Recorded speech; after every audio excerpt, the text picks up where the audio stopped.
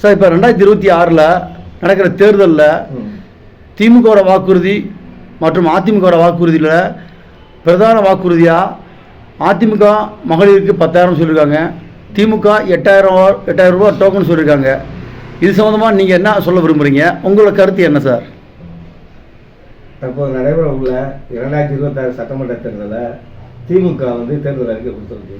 அதில் 11ஆவதுல முதல் உடைய இதாக கொடுத்துருக்குது என்ன சொன்னாங்கன்னா, கலைஞர் காலத்தில் கலை டிவி கொடுத்தோம், அதுக்கு பிறகு தற்போதைய ஆட்சியில் நிறையா திட்டங்களை கொடுத்துருக்கோம். அதை தொடர்ந்து இந்த தேர்தலை நாங்கள் வெற்றி பெற்றால் மகளிருக்கு 8,000 ரூபா கூப்பன் வழங்குவோம். அதன் மூலமாக அவங்க வீட்டில் உள்ள பொருள்களை பழசை மாற்றிக்கலாம், இல்லாட்டி புதுசாக எடுத்துக்கலாம், அவங்க விருப்பப்பட்ட கதையை எடுத்துக்கலாம்னு சொல்லி ஒரு திட்டத்தை அறிவிச்சிருக்காங்க. அதே போல் அதிமுகவில் தேர்தல் அறிக்கையில் முதல்ல கொடுத்துருக்காங்க. என்ன கொடுத்துருக்காங்கன்னா, தற்போதைய வரிசுமை மற்றும் விலைவாசி ஏற்றத்தை கருத்தில் கொண்டு அவங்க ஒவ்வொரு குடும்பத்துக்கும் 10,000 ரூபா நாங்கள் கொடுப்போம் உதவித்தொகை அப்படின்றாங்க. இது ரெண்டையும் வச்சு பார்க்கும்போது என்ன தெரியுதுன்னா, இப்போ திமுக 8,000 ரூபா கூப்பிடுறாங்க. 8,000 ரூபா கூப்பிடுனா ஒரு வருஷத்துக்கு ஆட்சி ஏற்றவுடன் ஒரு ஆண்டு கொடுப்பாங்களா, இல்லை 5 ஆண்டு கால ஆட்சியில் அந்த 8,000 ரூபா கொடுப்பாங்களா? இந்த 8,000 ரூபா கொடுத்தா அந்த குடும்பத்துக்கு போதுமானதான். இந்த 8,000 ரூபா என்பது ஒவ்வொரு குடும்பத்துக்கு கொடுத்தா வரி செலுத்தாத குடும்பங்கள் எத்தனை குடும்பம் இருக்குது, அவங்களுக்கு 8,000 ரூபா வீதம் வழங்கினா எவ்வளவு பணம் வருது? இந்த பணத்தை அரசு எப்படி சரி செய்யும், அதுக்கான வரி வருவாய் எப்படி வருது, இது போன்ற விஷயங்களை முழுமையாக சொல்லணும். இவங்க வெறுமனவே நாங்கள் ஆட்சிக்கு வந்தால் இதை செய்வோம் அதை செய்வோம். ஏற்கனவே 10 லட்சம் கோடி, இந்த 10 லட்சம் கோடிக்கு 2 லட்சம் கோடி ரூபா வட்டி விட்டுற வருஷத்துக்கு. இப்படிப்பட்ட சூழ்நிலையில் நீங்கள் இந்த மாதிரி வாக்குறுதி கொடுக்குறது ஏழை எளிய மக்களை மீண்டும் மீண்டும் வரி சுமையில தான் தள்ளும். மேலும் மேலும் வறுமையை கூடத்தையுமே செய்யுமே தவிர குறைவதற்கான வாய்ப்புகள் இல்லை. மக்களுடைய வாழ்வாதாரம் எந்த விதத்திலும் இது ஏற்றம் காணாது. அது திமுகவுடைய அறிக்கை. அதிமுக என்ன சொல்லியிருக்காங்க, 10,000 ரூபான்றாங்க. 10,000 ரூபாய் இவங்க எப்படி வந்தோடனே ஒரு வருஷத்துக்கு கொடுப்பாங்களா? விலைவாசி ஏற்றம்னா 4 ரூபா விலைவாசி ஏறுது, வரி போட்டுக்கிட்டே இருக்கீங்க. அப்போ இது ஒரு வருஷத்துக்கு 10,000மா, இல்லை 5 வருஷம் சேர்த்து 10,000 கொடுப்பீங்களா? அந்த மாதிரி தெளிவான திட்டம்ல அப்படி கொடுத்தா நீங்கள் யார் யாருக்கு கொடுப்பீங்க? இந்த 10,000 ரூபா எல்லா மாதிரியும் இருக்குமா, இல்லை திமுக சொன்ன மாதிரி வரி செலுத்தாதவங்களுக்கு கொடுப்பீங்களா? அது எத்தனை பேர்?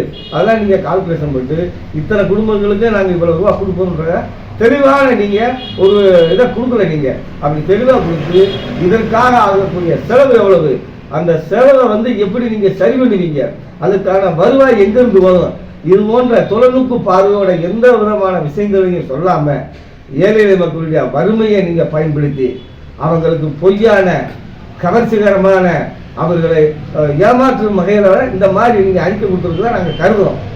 சார், இதில் இலவசம் சொல்லியிருக்காங்களே, இதில் அதிமுகவும் இவங்களும் வரிச்சுமை அதிகம்னு சொல்லியிருக்காங்க. அப்போ இந்த வகையில் 10,000 ரூபா கொடுத்தாங்கன்னா அப்போ இந்த வரிச்சுமை குறைஞ்சிருமா, இல்லை வரிச்சுமை இன்னும் கூடுமா சார்? மேலும் மேலும் கூடத்தை செய்ய எப்படி சார் குறையும்? எப்படி சார் அதுக்கு 10,000 தராங்களா, வரிச்சுமை குறைஞ்சிருமில்ல? 10,000 ரூபா எங்கே கொடுப்பீங்க?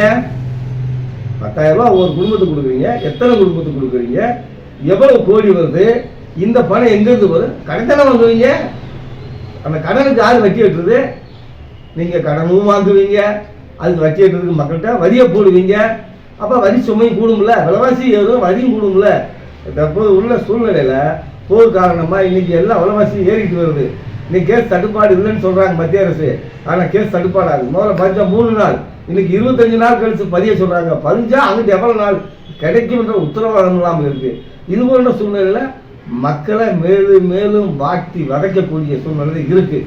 இது தமிழ்நாட்டு மக்களுக்கு எந்த விதத்திலையும் நன்மை இல்லை. இது பூராமே மோசடியான கவர்ச்சிகரமான திட்டம், மக்களை ஏமாத்துறதுக்காக ஓட்டு வாங்குறதுக்காக அவங்க செய்யக்கூடிய தந்திரம். அரசியல்வாதி யாருமே அவங்க பையிலிருந்து எடுத்து மக்களுக்கு கொடுக்கறது கிடையாது. நீங்க அரசுடைய கடனை குறைக்கிறதுக்கான வழியை செஞ்சா அது நல்ல அரசு. நீங்க வரியை குறைக்கிறதுக்கு எந்த திட்டமே இல்லை. மேலும் மேலும் வாங்கி நீங்க என்னமோ சொல்லுவாங்க, கடத்தாங்க எடுத்து வலுப்பில் உடசாங்கனக்கா எடுத்து நீங்க மக்கள் வரி பணத்தை எடுத்து நீங்க கடனை வாங்கி செய்யற போது மக்கள் எல்லாமே வரி. இன்னைக்கு எல்லாத்துக்கும் வரி போட்டீங்க, எதுக்கு வரி இல்லை? பேசுறதுக்கு நடக்கிறதுக்கே வரி இல்லை. மீண்டும் அதையும் போட்டீங்கன்னா மக்கள் என்ன செய்வாங்க? பேசுறதுக்கு வரி போட்டால் என்ன செய்வீங்க? இன்னைக்கு எல்லாமே பாருங்க மோசடியா இருக்கு. மக்களுக்கு ஏற்படக்கூடிய கஷ்டங்களை போக்குற மாதிரி திமுக அதிமுக தேர்தல் 1% கூட இல்லை. இது மக்களை ஏமாற்றக்கூடிய நயவஞ்சகமாக செய்யக்கூடிய தேர்தல் அறிக்கை. அப்போ நீங்க இதை சொல்றதை பார்த்தா இந்த 2 அறிக்கையிலுமே மக்களுக்கு இந்த வரி சுமை கூடும்னு சொல்றீங்களா?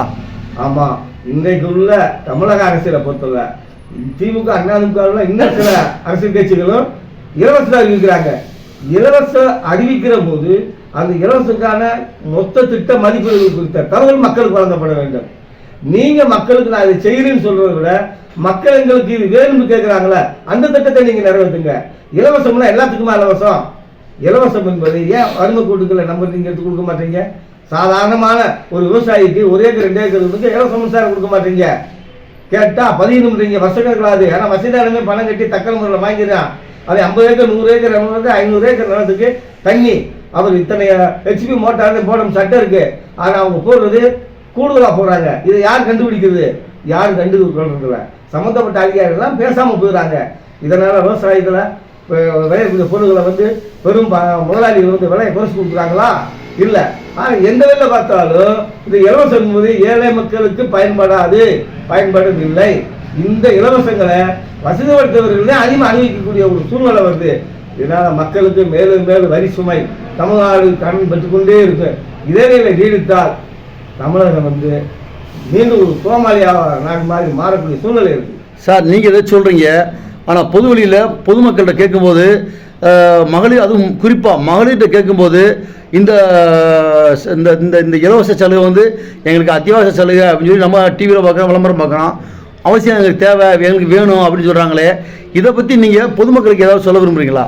ஆமாம், ஏன் மக்கள் அப்படி கேட்குறாங்கன்னா, எந்த அரசியல்வாதி நம்ம நாட்டை ஆண்டாலும் அவங்க ஊராம முறைகள் பண்ணுறாங்க, ஊழல் பண்ணுறாங்க, கோடி அடிக்கிறாங்க, அவங்க சம்பாதிச்சுறாங்க. யார் நேர்மையாக? அப்போ நம்ம ஓட்டு போகிற மக்கள் நம்மளுக்கு என்ன கிடைக்கும்? இப்போ சாதாரண மக்களுக்கு வேலை வாய்ப்பு உறுதி பண்ணணும்.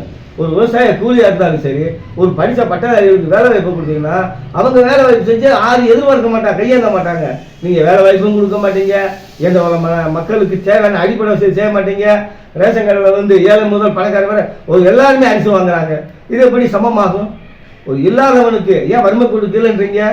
ஏழை என்ற அந்த கோட்டை நீங்க அரசாங்கம் இது பண்ற, நீங்க ஓட்டுக்காக எல்லாத்துக்கும் 1000 ரூபாய் கொடுக்குறீங்க. 1000 ரூபாய் பெறுவதற்கு தமிழ்நாட்டில் எல்லாத்துக்கும் கொடுத்துட்டீங்க. இது என்ன அர்த்தம்? அப்ப 1000 ரூபான்றது அப்ப எல்லாத்துக்கும் மதில் உதவித்தொகை 1000 ரூபாய் கொடுத்தீங்கன்னா நாடு என்னதுக்காது? இதே போல எல்லா செலவுமே வசதியானவர்களுக்கு கொடுக்குறீங்க தவிர ஏழைகளுக்கு இல்லை. ஏழை ஏன் கேட்குறாங்க? அவங்களுக்கு வாழ்வாதாரம் இல்லை. நீங்க வாழ்வாதாரத்தை பெருக்குங்க, அவங்களுக்கு தொழிலை ஏற்படுத்தி கொடுங்க, அவங்க வாழ்க்கை தர முன்னேறுங்க. என்ன கேட்குறாங்க? வீடு இல்லையா? வீட்டை கட்டி கொடுங்க. அரசுனால எவ்வளவு இருக்கு எடுத்து கொடுங்க, வீட்டை கட்டி கொடுங்க. விவசாய தொழிலாளர்களுக்கு விவசாய நிலங்களை எடுத்து கொடுங்க. பெரும் கோடீஸ்வரன் ஆங்கிலேயர் 1947 சுதந்திரத்துக்கு பின்னால தமிழக அரசால் பல்வேறு திட்டங்களை மனதில் கொண்டு, அதாவது வேலை வாய்ப்பு பெருக்கிறவும். சார், இப்போ இதுக்கடையில் இப்போ நம்ம முதலமைச்சர் ஒரு அறிக்கை விட்டுருக்காரு. எப்படின்னா 1,50,000 வேக்கண்ட் போஸ்டிங் அரசு பணியிடங்கள் நாங்கள் வந்தோன்னா உடனே நிரப்புவோம்ன்றாரு. இது எப்படி சார் சாத்தியமா? இது இந்த வாக்குறுதி நிலைக்குமா சார்?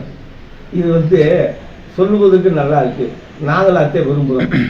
அரசு துறையில் காலி படங்களை நிரப்பணும்னு சொல்றது நல்ல விஷயம். ஏன்னா ஆனால் அதே நேரத்தில் 1,50,000 பேருக்கு வேலை வாய்ப்பை கொடுக்குற போது அவங்களுக்கு எவ்வளவு ஊதியம் கொடுக்கணும்? இப்போ ஏற்கனவே அரசு ஊழியர் கொடுக்கக்கூடிய ஊதியத்தின் விவரம் வெள்ளரிக்கையில் கடந்த காலத்தில் வெளியிட்டிருக்காங்க.